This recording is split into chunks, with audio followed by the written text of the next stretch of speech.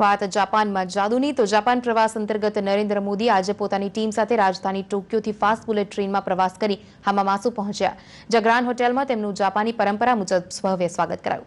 મોદીને આવકારવા માટે સુઝુકી મોટર્સ કોર્પોરેશનના ચેરમેન ઓસામુ સુઝુકી ખુદ આગળ આવ્યા.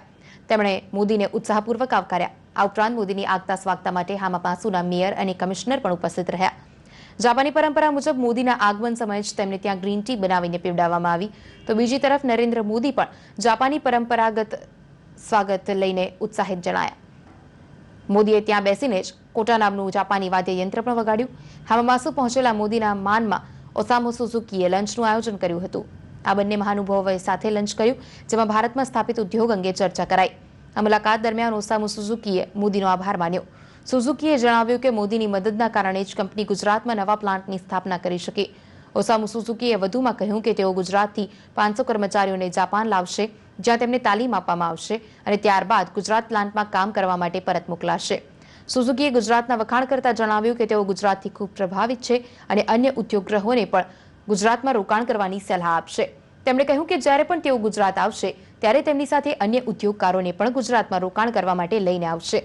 હામામાસુમાં સુઝુકીનો સૌથી મોટો ઓટો પ્લાન્ટ આવેલો છે. મોદી આ પ્લાન્ટની પણ મુલાકાત લીધી, જ્યાં તેઓ સુઝુકી મોટર્સમાં કામ કરતા ભારતીય એન્જિનિયર્સને મળ્યા અને તેમને સંબોધન પણ કર્યું. ભારતીય એન્જિનિયર્સે મોદીને મળવા માટે વિનંતી કરી હતી, જેનો મોદીએ સ્વીકાર કર્યો હતો. પોતાના સંબોધનમાં મોદીએ એન્જિનિયર્સને ગુજરાતના વિકાસ અંગે અવગત કરાવ્યા. મોદીએ જણાવ્યું કે તેઓ જ્યારે મુખ્યપ્રધાન બન્યા ત્યારે ગુજરાતમાં 11 યુનિવર્સિટી હતી અને આજે આ સંખ્યા વધીને 43 પર પહોંચી ગઈ છે. એન્જિનિયર સાથેની મુલાકાત બાદ મોદીએ સુઝુકી મ્યુઝિયમ નિહાળ્યું. હામામાસુના પ્રવાસ દરમિયાન પણ મોદી જેટ્રો ઇન્વેસ્ટમેન્ટ સેમિનારમાં સામેલ થશે, જ્યાં ઓટોમોબાઈલ ઉદ્યોગ પર ચર્ચા કરવામાં આવશે. આ સેમિનારમાં સુઝુકીના ચેરમેન પણ તેમની સાથે રહેશે.